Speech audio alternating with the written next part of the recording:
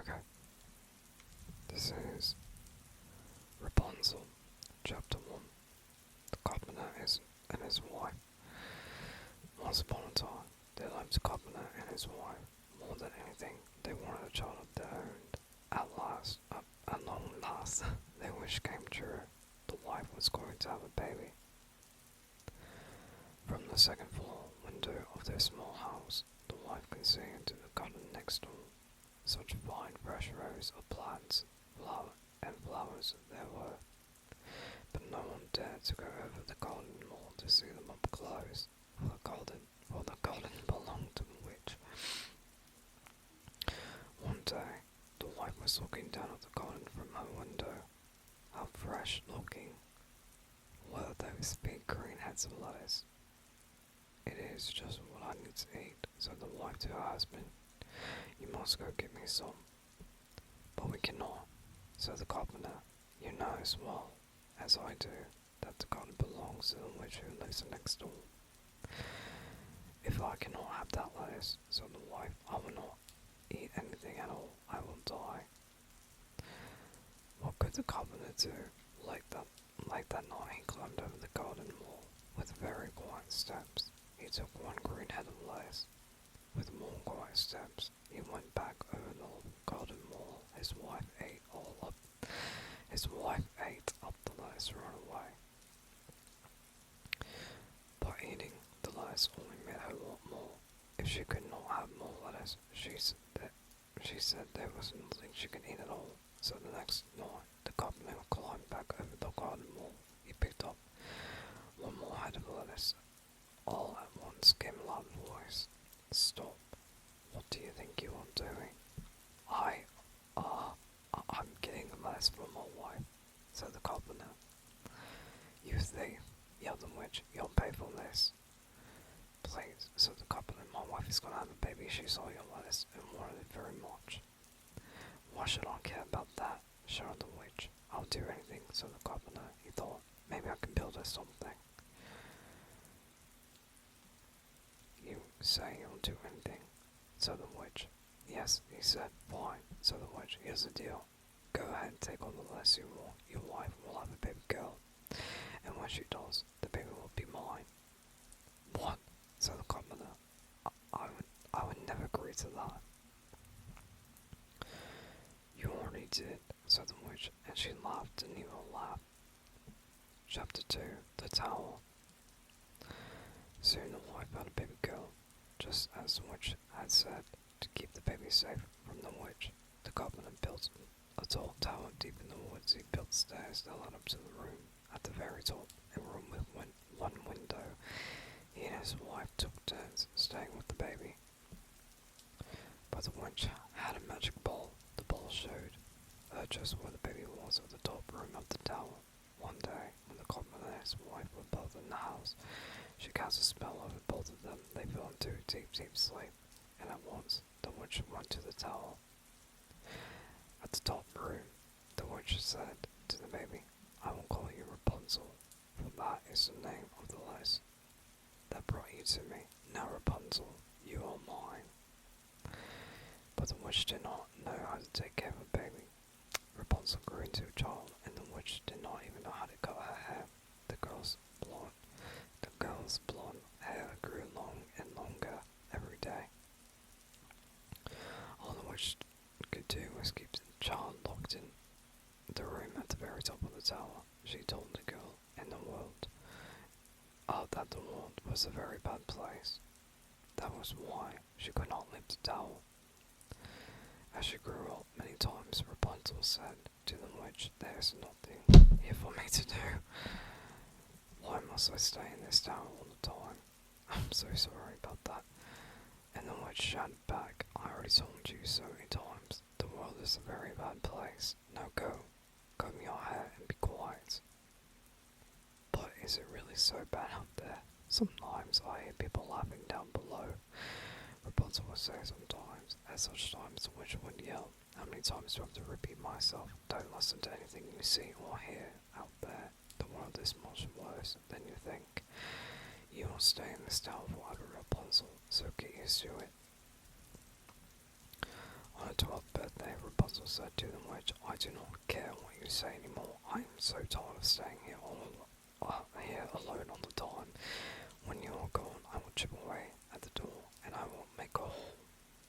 I will run down the stairs and outside no matter what you say.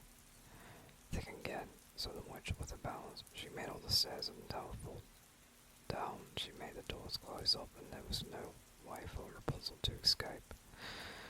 Chapter 3. A Singing Voice. And then Rapunzel's hair had grown very, very long. Once the stairs were gone, when it was time for the witch to visit her in the tower, she would call from outside, Rapunzel, Rapunzel, let down your hair. Rapunzel would throw her long braid out the window. The witch would grab hold of her hair like a rope, and that is how the witch climbed up the tower and walked to the window in Rapunzel's room. 5 more long years went by. Poor Rapunzel, she knew she must stay in the room. All she could do was sing sad songs out the window. Sometimes birds at the treetops would join her in her songs. Then she would feel a bit better, but not much. One day, a prince was riding through the woods. He heard a beautiful singing voice. Where was it coming from? He rode closer and closer to the sound. At last, he came to the tower. This is odd, he said, looking around the tower wall. There's no door at the bottom, yet someone is singing at the very top.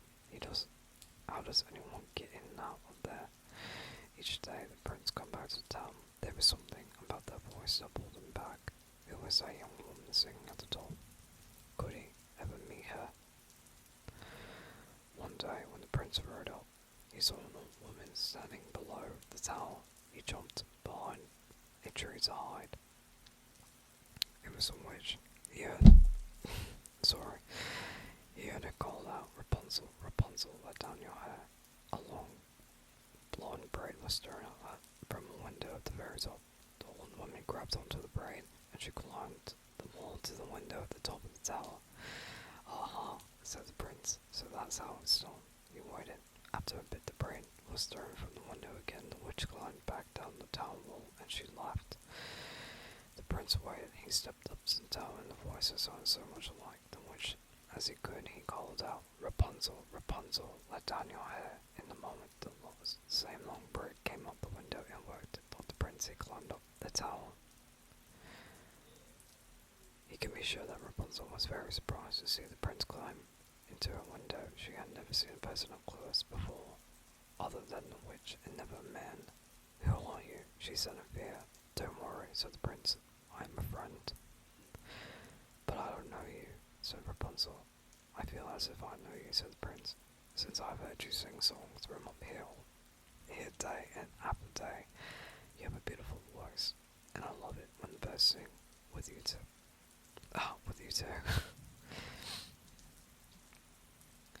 Yes, I like that too, said Rapunzel. It may be the only thing I like, since I must stay here in this same old tower day after day, my whole life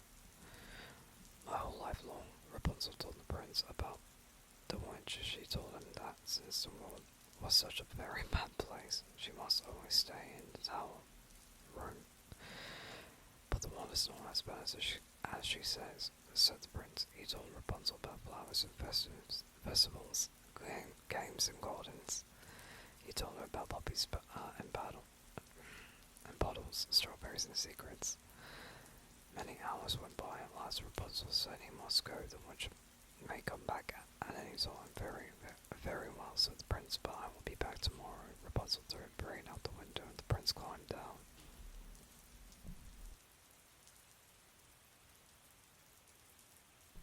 Sorry.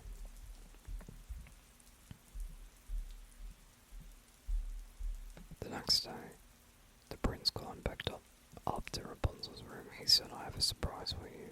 You have brought strawberries for her. As she tasted a strawberry, Rapunzel thought, now I know what I was told is not true. The world can be a very fine place. I must get out of this tower as soon as I can. But how? Chapter 4. Plan to escape. One day the prince said, if you can get out of this tower, I can come and go by, climbing up the walls by holding onto your braid. But once I am down, how can you get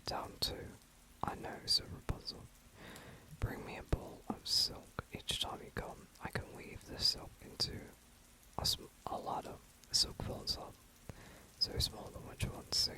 When the ladder gets long enough to reach the ground, we'll both be able to climb out of here. That's it, said the prince. Then he moved closer to Rapunzel. We will both be free. When we are out in the world, will you marry me? Yes, said Rapunzel. I will, every day. After that, the prince brought a ball of silk to Rapunzel. All the time she weaved the silk into a long ladder. On Rapunzel's 18th birthday, the witch spoke to her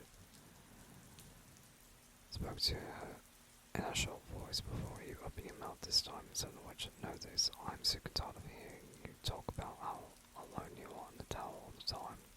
It isn't going to change Rapunzel forever. Who says I'm alone in this room all the time, said Rapunzel. What? Said the witch. Who has been up here with you? No one, said Rapunzel. At once in fear, I mean no one but you. The witch did not believe her. She started to look everywhere in the room for something to prove that someone else has been here. Soon, she found a ladder. She held it high in the air. She yelled, what is the meaning of this? My friend the prince brought me silk, said Rapunzel. You'll never see that prince again, yelled the witch. She took out a knife, snip, snap, and Rapunzel's lovely braid was cut off.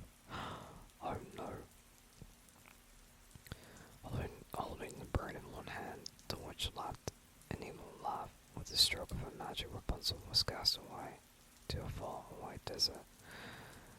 Then the witch stayed in the tower room. She knew that soon the prince would come back.